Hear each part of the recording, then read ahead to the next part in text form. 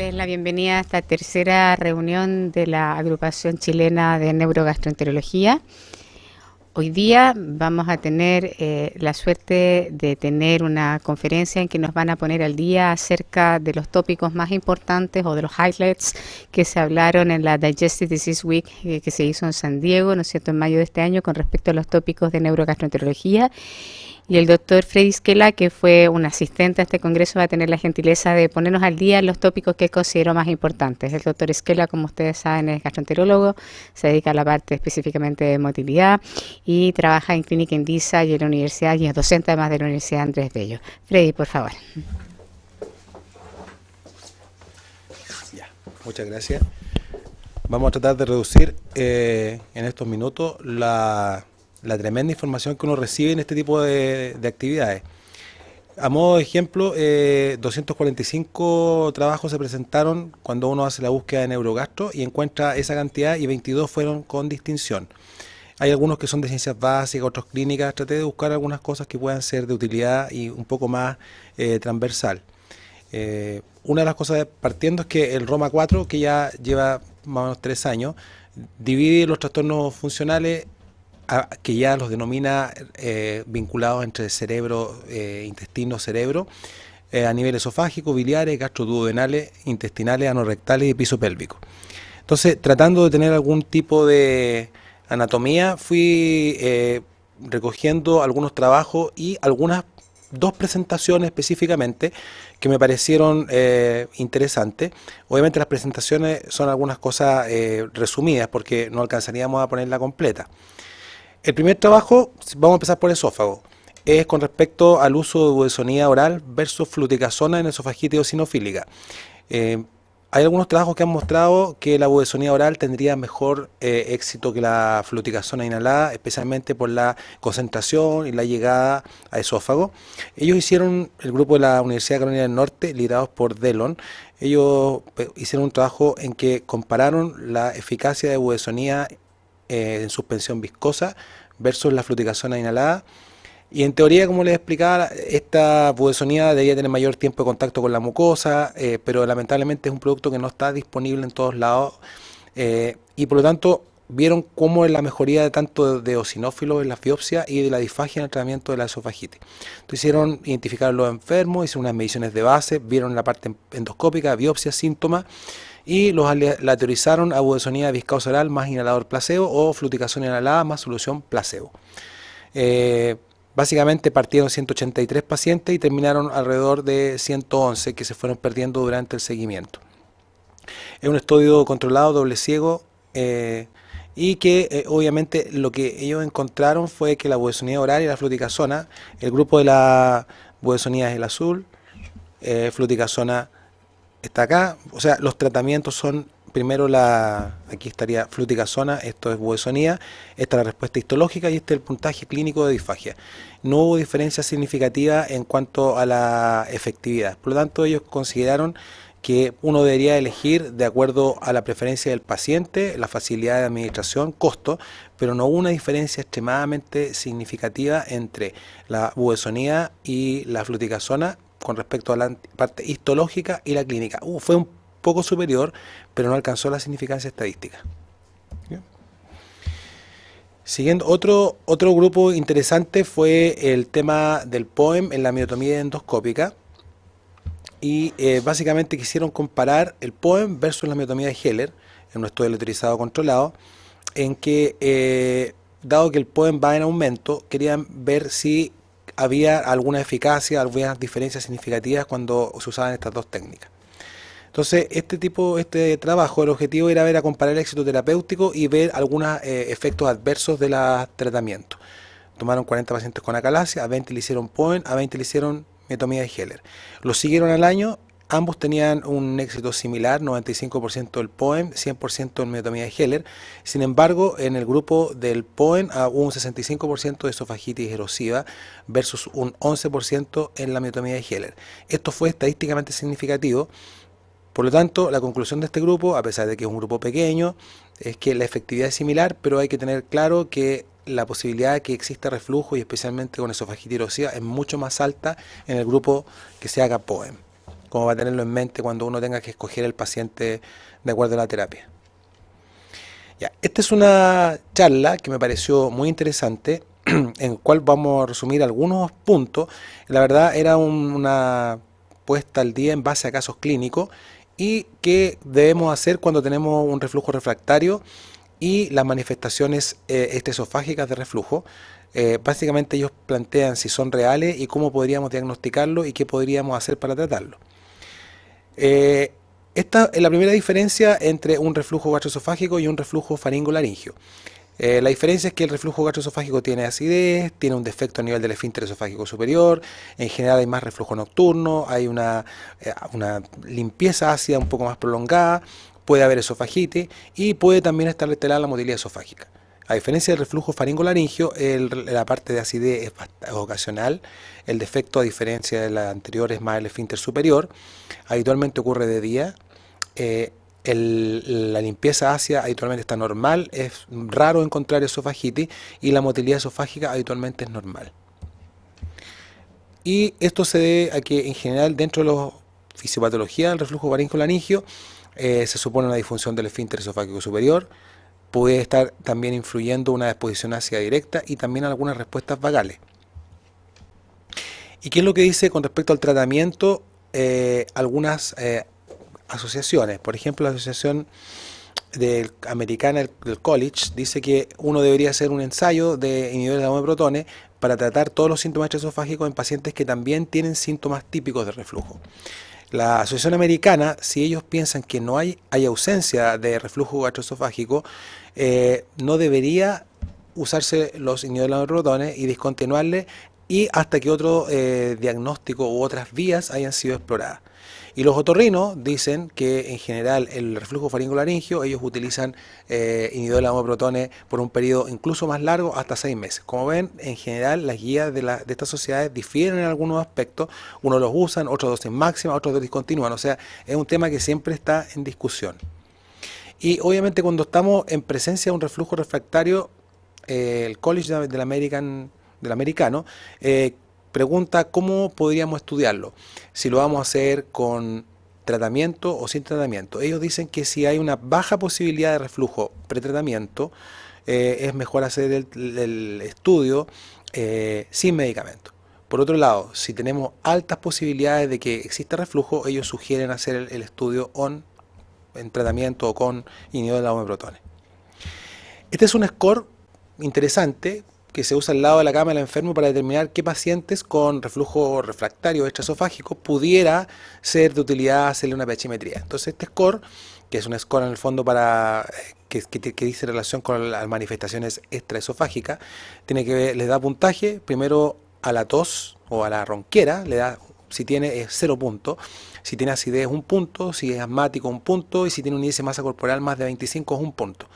Si tiene menos de 2 puntos, la posibilidad de que tenga reflujo es bastante baja y ellos sugieren hacer el test sin tratamiento, por lo menos 7 a 10 días, discontinuar cualquier inhibidor de bomba de protones. Por otro lado, si tiene un score más de 3, ellos sugieren hacer el estudio con tratamiento. Esta es un algoritmo de manejo en relación a otro caso, porque las primeras recomendaciones están basadas en un caso de un paciente con tos y reflujo faringolaringio.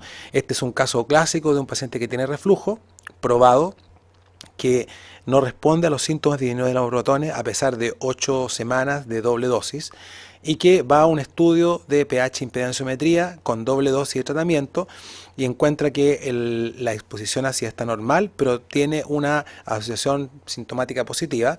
Se hace un estudio imaginológico en combinancia con la endoscopía y se encuentra una gran hernia tal. Se documenta que hay mucha regurgitación y en este caso puntual la recomendación de este grupo es hacer ya sea una laparoscopía con una fundoplicatura, un anillo magnético para tratar de intentar mejorar esta debilidad crural o algún tipo de tratamiento endoscópico de fundoplicatura. ¿Ya? O sea, este escenario sería absolutamente distinto al anterior en el que sí hay un defecto anatómico y la falta de respuesta sería básicamente por este fenómeno de regurgitación asociado a esta gran hernia tal. Y como tercera posibilidad, o sea, la primero tenemos que sea este reflujo faringolaringio, la refractariedad, que sea por un defecto anatómico o porque tengamos alguna percepción inadecuada. Entonces podemos tener dos situaciones, la alodinia, que es una percepción de un estímulo normal que es percibido como doloroso, o la hiperalgesia, que está el estímulo pero lo sentimos amplificado. Entonces tenemos un síntoma que puede ser una ingesta de alimentos, exposición de ácida, algún alimento gatillante, y que especialmente ocurre cuando se está comiendo. Esto genera unas molestias esofágicas que en este caso estarían aumentadas al estímulo y se produce un malestar. Y la respuesta es básicamente aprende a temer, no tiene ganas de alimentarse, se produce ansiedad, evita algunas cosas, tiene alguna alternativa de personalidad de mala adaptación, y eso lleva a una hipervigilancia y este es un círculo vicioso. Y en este caso se ofrecen algunas alternativas terapéuticas que pueden ir desde algunos antidepresivos tricíclicos como triptilina, imipramina, y bloqueadores de la recaptación de serotonina, sertralina, paroxetina, citalopram, algunos inhibidores de recaptación de serotonina como venlafaxina, o combinarlos a su mismo con alguna supresión de ácido si es que hay una hipersensibilidad demostrada. Y por otro lado, en aquellos casos que no funcionan estos tratamientos, uno puede intentar terapias conductuales como la terapia cognitiva, una hipnosis dirigida específicamente a la patología esofágica y algunas terapias de relajación. Con el efecto de la terapia cognitiva es que ellos tratan de buscar estos gatillantes que llevan a estos temores o a estas sensaciones y tratan de reemplazarlos por otro tipo de percepciones. Lo mismo ocurre con la hipnosis, dar respuestas pero con el nivel de relajación y digamos, de alerta un poco más profundo. Y las terapias de relajación que tratan de, en el fondo, mejorar a través de una respiración diafragmática y relajación muscular la sensación. Eso con respecto a la charla de reflujo. Siguiendo con un poquito más abajo, hay una patología que cada vez está más frecuente, que son los eructos supragástricos, y este grupo decidió estudiar cómo les iba con la terapia cognitiva y con los factores determinantes del éxito y cuál es un seguimiento a 6 y 12 meses.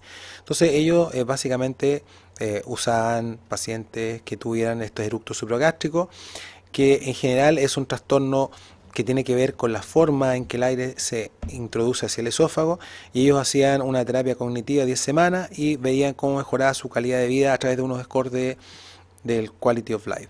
Evaluaban factores de predictores de éxito. Ellos también lamentablemente no tienen un grupo demasiado grande, fueron 39 pacientes y obtuvieron 22 con respuesta exitosa y 17 que no respondieron. Esta es la línea basal, esto es la respuesta a las 10 semanas y este es el seguimiento, o sea, aún seguían con buen estado con relación a su base, pero habían empeorado algunos después de los 6 o los 12 meses. Ahora, ellos piensan que es importante que el paciente acepte que es un trastorno conductual, y lo más relevante es que cuando logren identificar exactamente el punto en que empieza este eructo, logren inmediatamente poner en práctica las técnicas que se le enseñan de biofeedback diafragmático. Y en la medida que tengan adherencia va a ser más exitoso el tratamiento. Pasando un poco a la parte gástrica, lo que es dispepsia, me pareció interesante porque este es un estudio randomizado, doble ciego, o sea, por lo menos la estructura de diseño del estudio era buena, y el objetivo era evaluar la eficacia de algo natural, que es el cúrcuma, versus el omeprazol versus placebo. Esta es una planta india que se ha descrito efectos positivos en varias estructuras, y ellos querían evaluar el cúrcuma, omeprazol, placebo, con respecto a la intensidad del dolor, síntomas no dolorosos, la satisfacción con el tratamiento, la calidad de vida. Y ahí está el cúrcuma versus placebo, tuvo éxito versus la severidad de la intensidad, también con respecto a síntomas no dolorosos, fue bastante aceptable el tratamiento, y en uno de los dos scores de vida tuvo una diferencia significativa. Por lo tanto, se hizo estos scores de calidad de vida, mejoraron a las 4 semanas, y por lo tanto tuvo una eficacia similar, porque cuando aquí está el omeprazol, y aquí está el cúrcuma versus omeprazol, y en algunos no hubo diferencia significativa, en ninguno. Entonces, por lo tanto, es comparable absolutamente en dispepsia el cúrcuma con el placebo.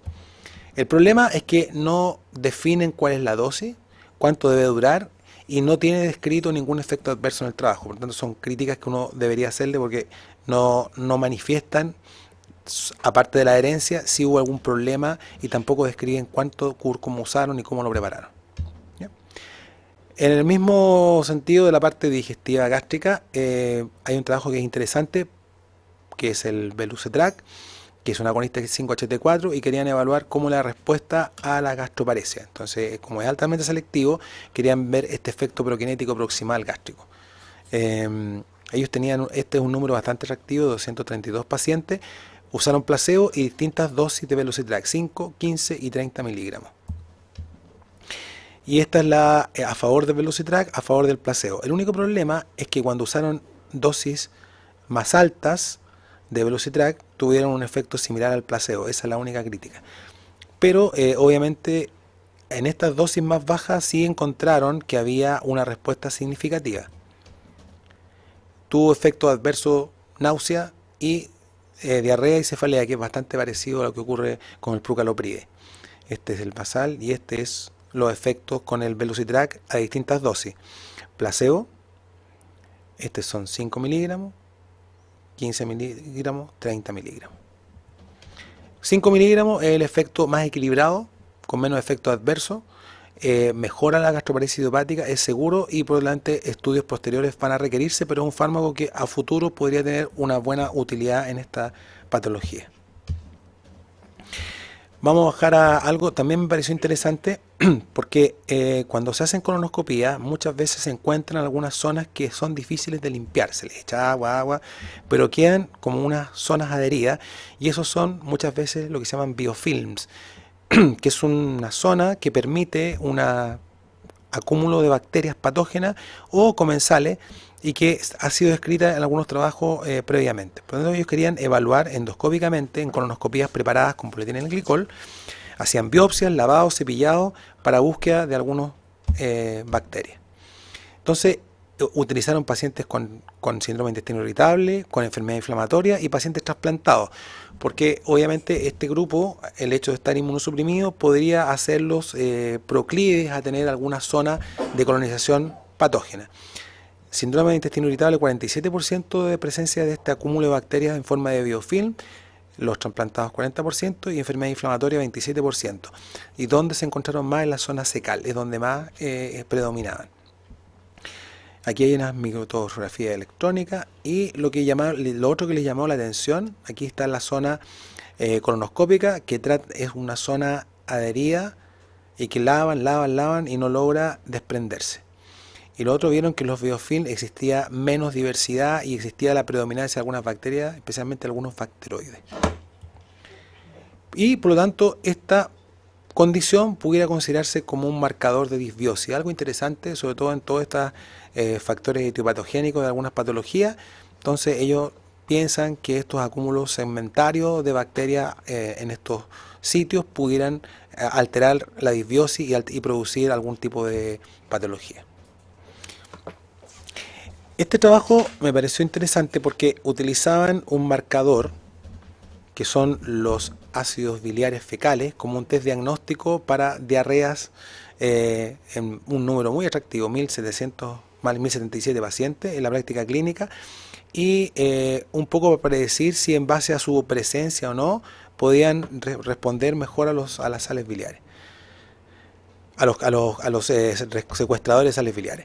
Los ácidos biliares primarios son el ácido queno-deoxicólico y ácido cólico, que son productos de la degradación hepática y que obviamente van pasando por el tubo digestivo y en algunos pacientes pudieran ser patógenos y pudieran producir patología. 95% es reabsorbido en términos generales, pero un 5% se excreta por las deposiciones. Ellos hicieron un estudio que demostraron que un 51% de los pacientes con diarrea funcional tenían un tipo de diarrea por ácidos biliares, o sea, bastante importante. De los 936 pacientes que finalmente completaron el estudio, 476 tenían aumento de ácidos biliares. Algunos eran totales, otros eran primarios. Estos son todos los síntomas que tenían los pacientes en relación cuando tienen mayor cantidad o menor cantidad de ácidos biliares. Estos son, por ejemplo, deposiciones nocturnas, dolor postprandial, urgencia, dolor abdominal, náusea, vómito, distensión abdominal, el grupo de colecistectomizados. Y aquí, obviamente, los colecistectomizados es donde sí se ve en este grupo que había más presencia de ácidos biliares. Asimismo, también en aquellos que tienen deposiciones nocturnas. Estos son como los dos puntos como clínicamente predictores que pudieran tener más ácidos biliares, los que son nocturnos y aquellos que han sido sometidos a una colecistectomía. Ahora, esto es interesante porque ellos vieron cuántos exámenes habían sido sometidos estos enfermos previo a hacerle este test. Le habían hecho escáner, endoscopía, cápsula, colonoscopía, biopsia, sigmoidoscopía, aspirado, colangio, breath test, panel gastrointestinal, estudio de motilidad, o sea, es una cantidad enorme de estudios. Por lo tanto, los pacientes con diarrea crónica funcional, con una excreción normal de ácidos biliares, la tasa de respuesta es baja, 26%. Por tanto, ellos dicen que si uno hace el test y sale normales, no deberíamos darle la sal a estos secuestradores porque no va a haber respuesta. 74% no tuvo mejoría cuando los ácidos biliares eran normales. Por lo tanto, estos pacientes con diarrea no hemática pueden beneficiarse de este test de sal de ácidos biliares en deposiciones, reducir el número de exámenes y por lo tanto podría individualizar a aquellos que van a responder mejor a los secuestrantes. Ellos, a diferencia de nosotros, tienen el colestipol, nosotros tenemos colesteramina nada. Y el colestipol funcionaba mejor que la colesteramina, por lo menos en el grupo de ellos. Este trabajo obviamente me llamó la atención porque ellos querían evaluar qué factores podían predecir que el paciente que tenía sobrecrecimiento de actina intestinal puedan responder mejor a la rifaximina. Es un grupo español en que el objetivo era determinar cuando usaban el test con lactulosa para determinar el sobrecrecimiento de actina intestinal en pacientes con síndrome de intestino irritable y querían ver cuál era la respuesta con rifaximina en pacientes con intestino irritable y ver si había algún tipo de predictibilidad con respecto al resultado del breath test de acuerdo, por ejemplo, a algunos síntomas que el paciente pudiera tener. Estos son aquellos que tienen positivo el sobrecrecimiento bacteriano y estos son negativos. Por ejemplo, y esto es con respecto a la distensión abdominal y el meteorismo. Cuando el paciente tenía distensión abdominal, es habitualmente, si tiene, es más probable que tenga sobrecrecimiento bacteriano intestinal. Cuando son constipados, en este caso, si no es constipado, es más baja la posibilidad que tenga sobrecrecimiento versus si el paciente es constipado, es más bajo el sobrecrecimiento. Por lo tanto, si el paciente tiene, por decir una manera, diarrea o no constipado, es muy probable que tenga sobrecrecimiento versus un paciente constipado que baja bastante. Ahora, cuando ellos ajustan de acuerdo a los síntomas, aquellos pacientes que predominaba el meteorismo tenían una mejor respuesta comparado a aquellos que no la tenían.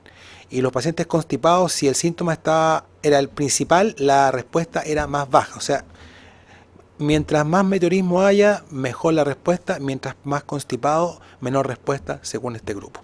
No hubo relación en relación al resto de los otros síntomas, por lo tanto para ellos el meteorismo y la constipación fueron dos elementos significativos y que hay más respuesta en presencia de meteorismo. Por ejemplo, los pacientes diagnosticados con síndrome de intestino irritable que también tienen meteorismo y tienen sobrecrecimiento bacteriano responderán más favorablemente a ciclos de rifaximina. No describen cuántos, con qué frecuencia, pero ellos hacían incluso ciclos mensuales, pero no describen las dosis ni los esquemas. Hay un fármaco que es antiguo y que un grupo lo rescató, que es el ketotifeno, y que lo usaban mucho los monopulmonares o algunos inmunólogos con alergia, y querían evaluar cuál es la respuesta del ketotifeno en la sensibilidad visceral y la respuesta mastocitaria en síndrome de intestino irritable, variedad, diarrea. Entonces, evaluaron síntomas, sensibilidad no rectal y la presencia de mastocitos utilizando ketotifeno 1 miligramo 2 veces al día durante 8 semanas versus placebo. Estas son las biopsias y aquí está la degranulación de los mastocitos. Este es el sigmoide, corona ascendente, hilo terminal. Y la respuesta fue de 72 versus 39 del placebo y el efecto adverso más frecuentemente encontrado es 11%. Por lo tanto, ellos vieron que tenía una respuesta mastocitaria, tenía una respuesta mejor que el placebo y sería una droga a considerar en síndrome de intestino irritable, variedad, diarrea. disminuye los síntomas abdominales, mejora la sensibilidad y esto está relacionado con disminución del número y actividad de mastocitaria, especialmente en la parte del ilion terminal. Siguiendo ya un poco más abajo, ellos mostraron un dispositivo que me pareció muy interesante con relación al biofeedback, que en el fondo es el reentrenamiento pélvico, versus una terapia tradicional. Tradicional se refiere a realizar el tratamiento de rehabilitación pélvica con biofeedback en la oficina con un terapeuta. Entonces ellos querían ver si el biofeedback tradicional versus este aparato diseñado para que el paciente lo pueda llevar a la casa tenía mejoría o no. Entonces ellos hicieron un estudio que incluía 2 sesiones diarias de 20 minutos del aparato del dispositivo domiciliario versus una visita semanal durante 6 sesiones con el terapeuta. Este es el protocolo en que en el fondo se hacían distintas contracciones, un periodo de reposo, un periodo de estimulación eléctrica, nuevamente contracciones y estimulación eléctrica. Este es un dispositivo que tenía la factibilidad de tener un globo inflable y además tenía electrodos por los cuales se podía hacer esta estimulación. Esta es la evaluación subjetiva global, que yo me siento completamente satisfecho, considerablemente satisfecho, algo o no hubo sin cambio. Y esta es la comparación del tratamiento hecho en la casa versus el tratamiento en la oficina. Ningún paciente que hizo el tratamiento con el terapeuta consideró que estaba completamente aliviado versus un 5% en la terapia domiciliaria y 50% versus 20% consideró que estaba considerablemente aliviado. Por lo tanto, si uno compara respondedor versus el paciente que se hace en la sala con el terapeuta, fueron considerablemente similares. 50% de disminución de los episodios de incontinencia fecales fue considerado el objetivo para poder hablar del éxito. Incluso el grupo del biofeedback domiciliario es mejor que hecho por el terapeuta. Por lo tanto, ellos consideran que podría ser una estrategia a utilizar por disminuir los costos, por optimizar el tipo de tratamiento y aumentar la cantidad de pacientes. Incluso le hicieron manometría pre y post tratamiento y mejorar los parámetros. Hay que tener cuidado, sí, que si uno compara la forma de tratamiento, este paciente viene una vez a la semana versus 2 sesiones diarias con un estímulo eléctrico que es mucho más intenso. Entonces es esperable que el paciente tenga más éxito. Uno debería comparar probablemente una sesión diaria ese es un defecto, digamos, que hay que considerarlo, que probablemente está subvalorado el tratamiento del kinesiólogo, porque en este caso es un aparato usado muy frecuentemente con una estrategia eléctrica. No describen claramente cuáles fueron los efectos adversos, pero ellos lo plantean como que a futuro pudieran desarrollarse esta estrategia. Creo que lo más probable sería que fuera un kinesiólogo que utilizara paralelamente esto para mejorar la respuesta, pero no sé si separarlo. Esta es la imagen de un póster que me pareció interesante, porque los pacientes que tienen trastornos funcionales se benefician de un tratamiento multidisciplinario. O sea, el concepto que deberíamos empezar a integrar es que cuando uno trabaja con psicólogos, trabaja con los nutricionistas y trabaja con varios profesionales de colaboración, los éxitos son mucho mejores. Esto están comparando cuando los pacientes tienen terapia psicológica, tienen asistencia nutricional, y en ese aspecto la respuesta es superior a no incluirlo. Por lo tanto, la conclusión es que a pesar de que se queden trabajos randomizados, después de un 3 meses de una terapia multidisciplinaria, incluyendo gastroenterólogos, psicólogos, nutricionistas y terapias de ejercicio, mejoran significativamente la ansiedad y todos los síntomas depresivos y por lo tanto toda la sintomatología de los trastornos funcionales. O sea, incluirlo y trabajar en equipo mejora significativamente todas las respuestas terapéuticas. Y para ir terminando, bueno, Lynn Chang es una gran exponente de la parte funcional.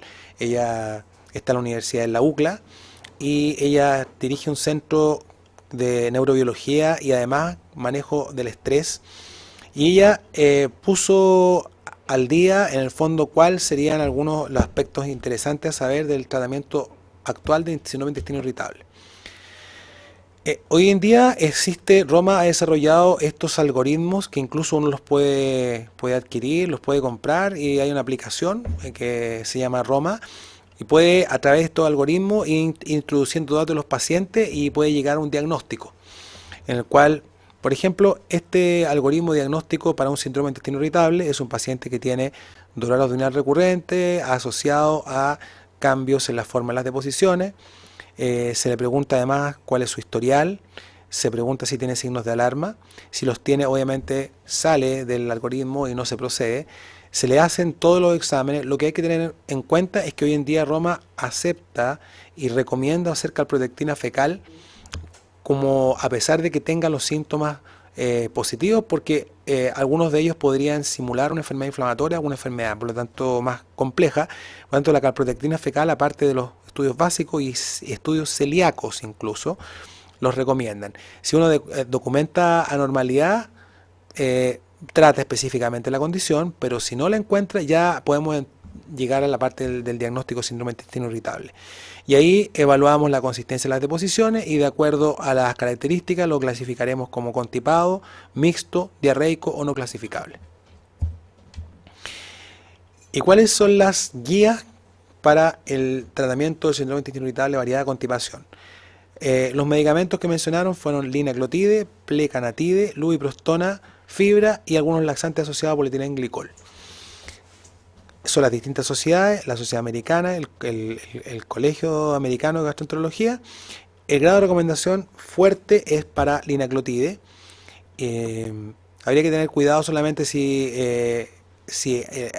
habría que evitarlo si es que hay mucha diarrea y por el costo. Tratamiento alternativo si queremos evitar la diarrea.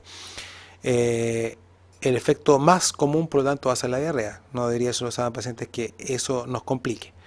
La plecanatide es básicamente lo mismo. La única diferencia es que la evidencia es más alta con linaglutide porque ya lleva más tiempo en el mercado. El plecanatide es más nuevo, ¿ya? Lubiprostone ya tiene algunos años. Desafortunadamente, a pesar del gran éxito que se le supuso que podía tener, la evidencia es fuerte en algún grupo, pero la recomendación es fuerte, pero la evidencia es moderada, o sea, es bastante más baja. Y la diferencia de estos medicamentos derivados de la guanidinoato ciclasa es que si uno tiene dolor, probablemente van a ser mucho más efectivos si usa el lubiprostone, que no nos ayuda mucho en ese aspecto. También el efecto adverso en la diarrea. Y considerar, obviamente, el alternativo si el costo es un problema. Con respecto a la fibra, hay una buena recomendación, pero la evidencia es moderada. Se recomienda solo la intestino irritable variada constipación. Y el problema es que puede producir mucha distensión abdominal. Y los laxantes relacionados al polietilenglicol, a pesar de que la evidencia y la recomendación es baja o incluso condicional, tiene pocos efectos adversos, bajo costo, pero mejoran las deposiciones. Desafortunadamente no mejora el dolor. Y si nos vamos al mismo algoritmo, pero en el tratamiento, entonces vamos a primero preguntarnos cuál es nuestro nivel de constipación. ¿Es leve? ¿Es moderado o severo? Si es leve, usamos fibra, suplementos y eventualmente a una interconsulta nutricionista. Si el paciente logra controlar sus síntomas, ahí quedaríamos satisfechos. Si eso no ocurre, volvemos a preguntarnos si la constipación se ha mejorado. Si no se ha mejorado, ya empezamos a utilizar herramientas un poco más potentes. Subimos al laxante osmótico, inicialmente solo había fibra, estimulantes laxativos, agentes prokinéticos o prosecretorios. Estamos hablando de la lubiprostona y linaglutide o plecanatide. Si es efectivo, quedamos tranquilos. Si en general es moderado o severa esta constipación o se asocia con dolor muy intenso, sí, entonces ahí ya tendríamos que probablemente agregar alguna modulación central a través de un antidepresivo, que en este caso sugieren tricíclicos o inhibidores de captación de serotonina, y si nos va bien hasta ahí llegamos. Si por el contrario agregamos distensión abdominal, probablemente ahí ya deberíamos quizás manejar la parte luminal, y ahí sugiere modificaciones dietarias, probióticos, antibióticos. Y recuerden que el trabajo que nos habló de sobrecrecimiento bacteriano, probablemente aquellos pacientes que tienen más distensión son los que más responden, y por eso que está puesto esta alternativa acá. Por lo tanto, el resumen de los tratamientos disponibles para síndrome de intestino irritable variedad de constipación van a estar básicamente en base a los síntomas del paciente, en relación a los tratamientos que haya usado, la motivación, la expertise del que está tratando, y por lo tanto, si queremos ver los niveles, si tenemos leve sería la fibra, algunas frutas, polietilenglicol, magnesio incluso ellos proponen, y lubiprostone. Si ya empezamos a subir el nivel, es severo o eventualmente hay dolor, ya podemos agregar linaclotide o plecanatide. Si es refractario, considerar además un posible trastorno defecatorio que no está puesto en el algoritmo de diagnóstico, pero obviamente la refractariedad siempre debe considerar especialmente un desorden disinérgico. Si es mixto, a menudo, en general, lo más importante es tratar la constipación o alternar con tratamientos para la diarrea. Si el dolor es lo que predomina, usar algún antidepresivo que puede ser tricíclico o descipramina, que hasta hace poco teníamos, hoy en día no está, que tiene menos efectos adversos con respecto a la amitriptilina. Y eventualmente también podríamos empezar a incorporar alguna terapia conductual. Y obviamente si el gas, la distensión es muy importante, ahí deberíamos nuevamente utilizar linaclotide o plecanatide, y ya empezamos a ver la parte luminal, rifaximina, probióticos, y tener en cuenta que las terapias diafragmáticas son muy útiles porque la disinergia frénica es una de las patogenias de la distensión abdominal, entonces debería ser utilizada.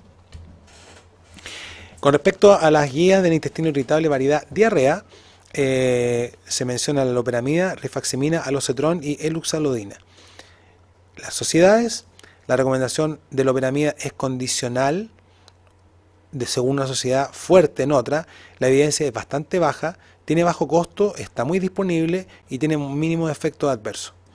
La rifaximina, a pesar de todos los estudios que se han hecho, sigue siendo condicional e incluso débil por el Colegio Americano de Gastroenterología.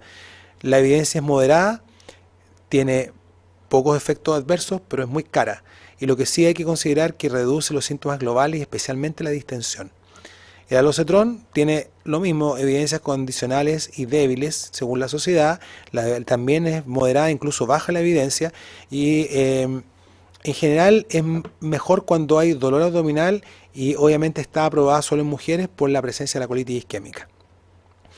Y la eluxalodina tiene evidencia, recomendación débil, la evidencia es un poco mejor. Lo que sí tenemos que tener mucho cuidado, y especialmente aquí sería muy complejo porque si tenemos cálculos de problemas vesiculares, o si tienes problemas del esfínter de Oddi, o pancreatitis, o uso de alcohol, o problema hepático, no se recomienda. Entonces la verdad es que hay mucha patología que aquí yo no creo que pudiera tener un uso muy marcado la eluxalodina. El algoritmo es lo mismo, hacemos un tratamiento para el intestino irritable. ¿Qué opciones tenemos? Podemos hacer una dieta libre de gluten o baja en FODMAP o restricción de lactosa, dar probiótico, antidiarreico, antiespasmódico. Si alguna de esas intervenciones es efectiva, hasta ahí llegamos. Si persiste el problema, ¿qué es lo que predomina? ¿La diarrea o el dolor? Si predomina el dolor, al igual que el tratamiento anterior, ahí tendríamos que utilizar tratamientos centrales, como son antidepresivos o terapia conductual. Y en el caso de que predomine la diarrea, probablemente ahí agregamos en este caso estos secuestrantes de sales biliares, antagonistas opioides, receptores antagonistas de 5-HT3, y en este caso probablemente aquí sería muy útil tener la medición de los ácidos biliares en deposiciones, porque podríamos determinar qué tanta respuesta podría existir frente a estos quelantes de sales biliares.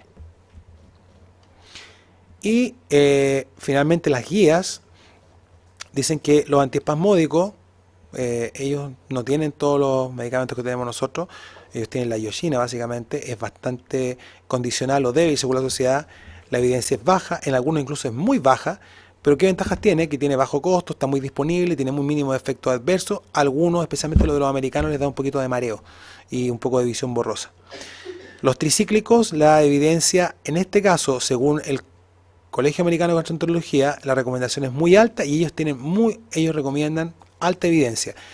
Es muy bueno para quitar el dolor, y obviamente el problema es que la aceptación por los pacientes baja porque produce mucha somnolencia.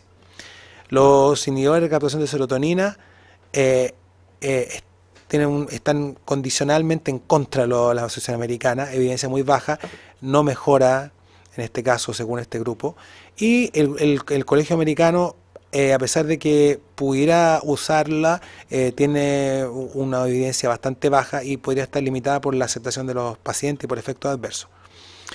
La dieta, a pesar de todos los estudios y trabajos que se están intentando hacer, también está baja, e incluso muy baja la evidencia.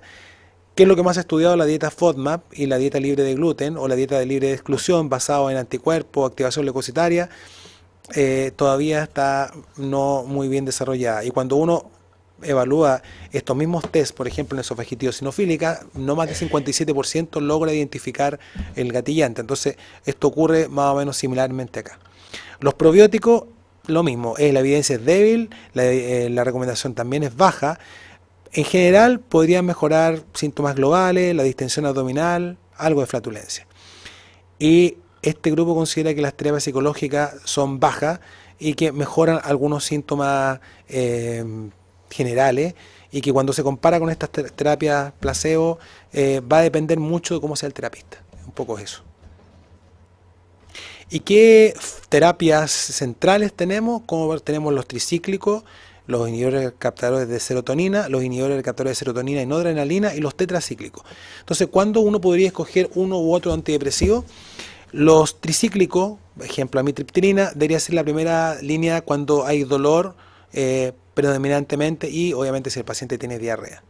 Los inhibidores de captación de serotonina, como por ejemplo paroxetina, fluoxetina, sertralina, citalopram, escitalopram, cuando el componente ansioso o depresivo es bastante alto y especialmente si hay cuadros fóbicos. Los inhibidores de captación de serotonina y noradrenalina conjunto, como es la duloxetina o la venlafaxina o la desvenlafaxina, básicamente cuando hay dolores asociados, cuando por ejemplo coexiste con una fibromialgia, o cuando los efectos adversos de los tricíclicos son demasiado molestos y no se pueden usar.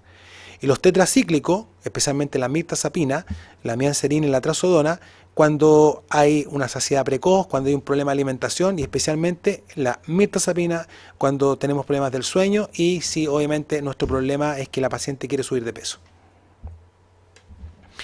Por lo tanto, las decisiones nuevamente van a depender de lo que los tratamientos previos, los síntomas que tenga el paciente, el interés, la motivación. Si el cuadro es leve, dieta, antidiarreico, antiespasmódico. Hay algunos probióticos que traen glutamina que podrían estabilizar un poco el equilibrio microbioma. Se podrían usar alguna inmunoglobulina derivada del bovino si hay una déficit de IgA. Moderado, rifaximina, tetraciclina, algunos neuromoduladores, la de luxadodina, que ya les mencioné que acá sería un poco difícil usarla, o ondansetron. Lo menciono, es interesante que hay un grupo inglés que estudió en pacientes diarreicos y como el ondansetron comparte receptores con el aldosterón, fue bastante positiva la experiencia. Poco caro, eso sí, pero les anda bastante bien. Terapia conductual. Y cuando son severos, obviamente ya ahí deberíamos pensar en este fármaco que no lo tenemos, pero la terapia conductual podría ser útil y agregar los antidepresivos si es que la parte dolorosa está muy intensa.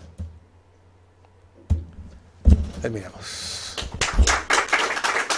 Estamos en el tiempo que habíamos calculado. ¿Alguno tiene alguna pregunta?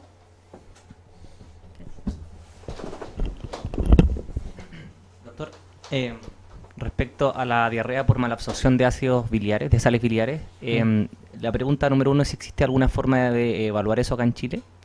Lo segundo es si no tenemos disponible eso en su práctica clínica, usted hace tratamientos empíricos, por ejemplo, en su grupo de pacientes colecistectomizados que tienen diarrea nocturna, y si es que los trata de esa forma o tiene la oportunidad de mostrarlo, si los trata bajo alguna receta en particular, la colesteramina, cómo la ocupa, cómo la parte utilizando. Hasta donde yo entiendo, no tenemos medición de ácidos biliares. Yo lo estuve preguntando a varios laboratorios y no lo tenemos. Sería ideal tener eso porque obviamente por el trabajo es obvio que va a responder mucho mejor. La colesteramina, no sé si tú, Claudia, sabes, yo hasta donde he averiguado no lo tenemos. Yo lo pregunté, lo busqué, no existe. Por lo tanto, es una decisión más bien empírica clínica. El grupo de la colecistectomía es obviamente una primera opción si es que hay una relación temporal, pero hay incluso enfermos que lo desarrollan más tardíamente. Pueden tener un second hit, por ejemplo, una infección, y después de eso pareciera ser que se juntan factores y se hacen más sensibles a esta alteración del ciclo de las sales biliares. El problema es que no la tenemos como fármaco y usamos recetas magistrales. Y hay dos opciones, o la hacemos en cápsula o la hacemos en sachet. Mi experiencia con los sachets es que la tolerancia es extraordinariamente mala. Yo la uso en cápsula y prefiero darle varias cápsulas de menor cantidad que la toleran mejor que darla muy alta. La dosis, si uno va a la literatura, dicen que uno puede usar 4 gramos cada 8, 4 gramos cada 6, hasta 16 gramos. Mi experiencia es que con dosis mucho más bajas andan bien. O sea, si es realmente un cuadro de sales biliares, 2 gramos, incluso repartido, creo que es muy importante usarlo en forma fisiológica, porque obviamente si tú lo vas a usar ante las comidas y lo usas más seguido, tiene una posibilidad de que secuestren durante el día y sea como una forma más ordenada. Yo lo uso regularmente e incluso en aquellos enfermos que aún que no sean colecectomizados, si no he logrado documentar ninguna otra situación, no toleran los tricíclicos, no hay un componente ansioso, he probado dosis bajas de colesteramina y han funcionado. Pero obviamente son ya grupos muy específicos, pero yo creo que el concepto sería que el colecectomizado es el que tiene más evidencia de este trastorno y probablemente un uso empírico, la respuesta cuando es así es espectacular y no con dosis megadosis, o sea, 2 gramos podría andar bastante bien. Y obviamente uno lo va titulando. Si la respuesta va a ser positiva, lo que te va a decir el paciente es que primero le bajó la frecuencia, va menos veces. Y algo se logran como formar un poco, de un Bristol 7 te baja un 6, un 5. Y tú puedes ir titulando hasta que el paciente sienta un alivio o él se sienta satisfecho con el éxito. Yo te quería preguntar acerca del reflujo, de esa parte que tú presentaste, estos casos ¿Ya? de reflujo faringolaringio. Ya, Porque creo que es un tema súper polémico, ¿no es sí, cierto? así es. Porque los otorrinos Sí, po. insisten en la existencia de reflujo faringolaringio y desafortunadamente hasta ahora, que yo sepa, no tenemos, existen métodos como el Restech o algunas cosas, pero que no se utilizan a diario en la práctica clínica para poder demostrar, ¿no es cierto?, la llegada de ácido y que realmente esta cosa de que la laringe es más sensible que el resto del esófago y los métodos que contamos hasta ahora, la pH y la pH impedancia en muchos de estos enfermos son negativas. Entonces, Mm. a mí me gustaría si te pudieras explayar un poquito, porque como tú dices, los otorrinos dicen, dele chorrocientos mil IBP y los gastroenterólogos decimos, sabe, pare o utilice un periodo. No sé si pudieras contarnos un poquito más de esa presentación, porque la verdad, para que no quede aquí quede una idea, bueno, que hay dos posturas distintas, pero ¿qué dijeron los gastroenterólogos? Ahora, se ha utilizado, el único método que yo conozco más complejo es medir Sí, impedancia faringia. laringia, pero eso requiere un paciente anestesiado, ¿no es cierto? Y Mm. tocando cada uno de los segmentos laringios, los aritenoides, esto es, pues, si cae la impedancia, que por lo menos el último congreso de Neurogastro se presentó como un método nuevo, pero es muy difícil y prácticamente no está en la práctica clínica. No sé si nos podéis contar algo más de eso. Bueno, lo que básicamente este era un caso de un paciente que tenía disfonía, tos, y ahí se abrió la polémica si el otorrino, por eso presenté las tres posturas, porque las tres sociedades tienen distintas, la sociedad americana no le gusta que usar los inhibidores de la bomba porque consideran que no es es un factor patógeno. El grupo de otorrinos considera que hay que usar la dosis plena y el colegio americano dice que uno los puede usar y si no hay que estudiarlo. Ellos incluso mostraron estas sondas de pH que tienen un sensor faringio, pero que no es, pero son tan variados los resultados que no está avalado y no, por lo tanto no se usa. Eh, Me pareció atractivo este score que te mencioné, si que uno tiene tos, tiene respuesta a los prazoles, tiene índice de masa corporal alto, probablemente sería más susceptible a eh, probar hacer un estudio con o sin IDP. Si el score es muy bajo, o sea, no tiene no sería razonable usar el IDP y hacer el estudio sin. Yo diría que ellos lo que mencionaron es que no hay un estudio, como tú dices, que valide que la respuesta, que el reflujo ácido que cause este problema está sobreestimado y que probablemente hay otros factores que influyen. la impedancia la mencionaron, pero todavía son trabajos y no estaba disponible así en forma masiva, y que uno debería intentar pensar que hay otras condiciones, incluso mencionaron el estrés, contracciones funcionales, disfunción propia del esfínter, y que probablemente el ácido, si no está con una exposición importante, no va a ayudar. O sea, el concepto sería que este enfermo, según la sociedad hay distintas posturas, pero si nos llevamos por la Asociación Americana, si no hay evidencia de algún tipo de exposición ácida, ahora ellos recomiendan hacer un estudio independiente de que sé que no es lo ideal, pero hacer un impedancio, y lo que sí es relevante es si lo vamos a hacer con o sin, y ese score de la tos, del índice de masa corporal y la respuesta sería considerar, porque este grupo es distinto en hacerlo en un reflujo probado, porque ahí tenemos evidencia. En este caso, si llega un paciente con pura tos y carraspera y no tiene nada más, en teoría uno debería hacerlo sin IDP. Ahora, si nos sale el estudio que es negativo, mejor al revés, si el estudio sale positivo, muchas veces no responden igual ese es el problema, que a veces tú puedes tener una impedancia y la variabilidad de los síntomas y estar tosiendo todo el día, entonces es un poco difícil interpretar el síntoma versus la exposición. Pero lo que ellos recomendaron es que por lo menos la Sociedad Americana, si no hay evidencia de reflujo, no usar el IVP. Los otorrinos lo usan, pero la evidencia sería no usarlo. Y que faltan estudios, obviamente, más finos.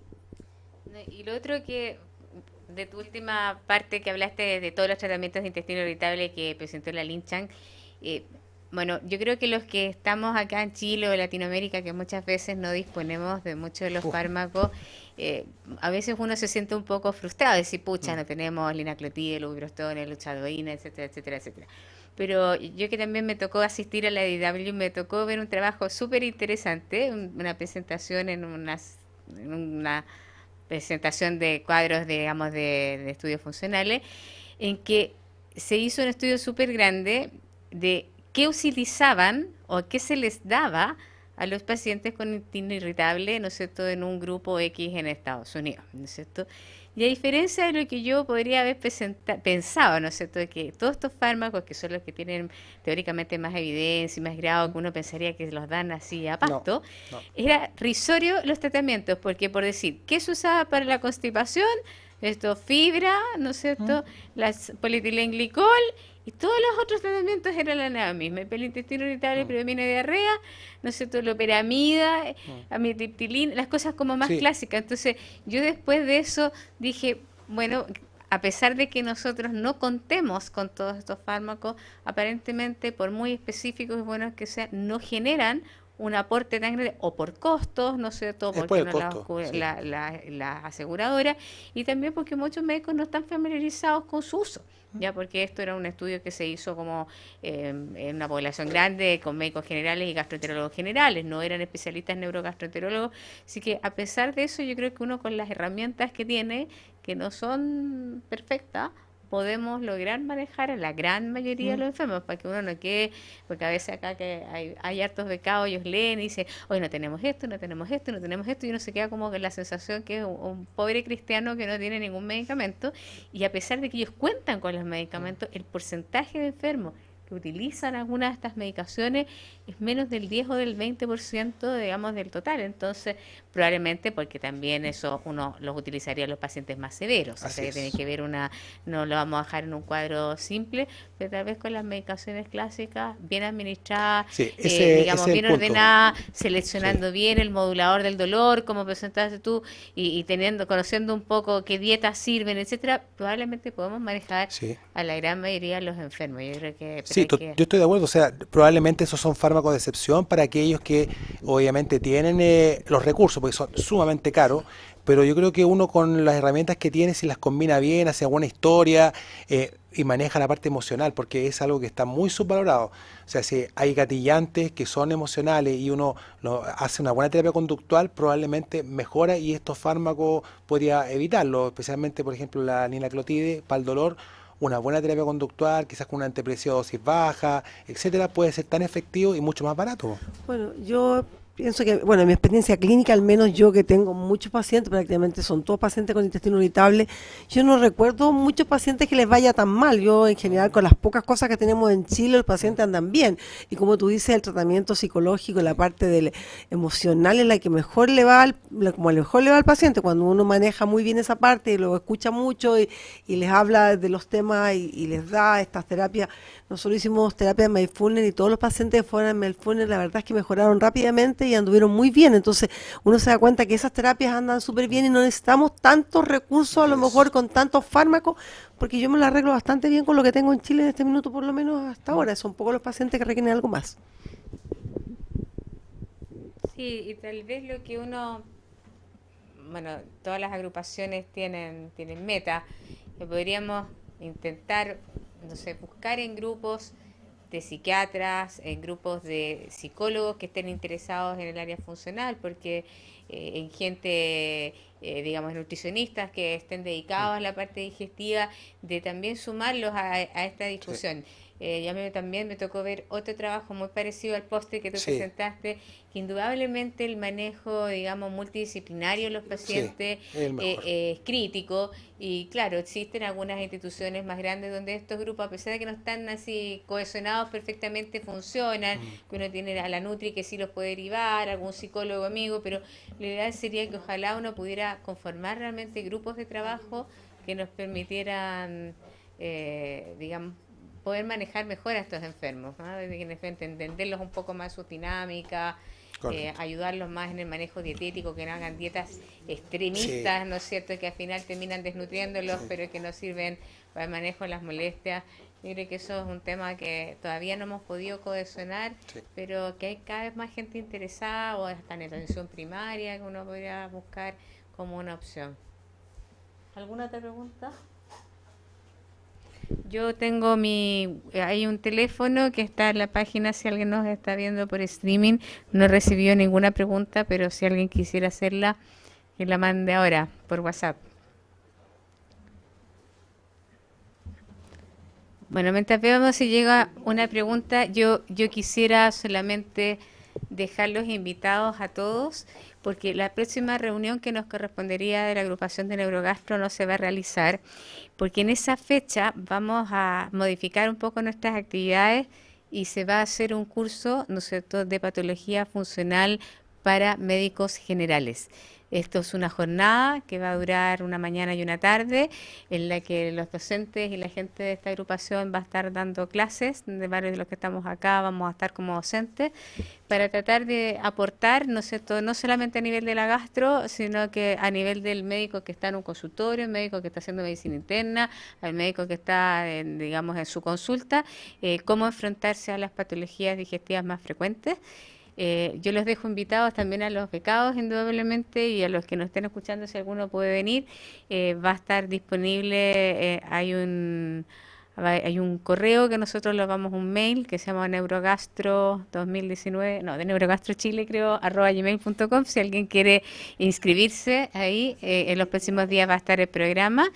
Y lo vamos a anunciar a través también de la Sociedad Chilena de Gastroenterología, ¿ya?, para que sepan que en octubre esa va a ser nuestra actividad. 23 de octubre en la sala Vitacura, digamos, que está en el Parque Bicentenario. Parece que no hemos recibido ninguna pregunta, así que en honor al tiempo les agradecemos su participación. Yo agradezco al doctor Esquela, que hizo un esfuerzo de mostrar muchas cosas, ¿ya?, pero con la idea de poder abrir la discusión. Muchas gracias.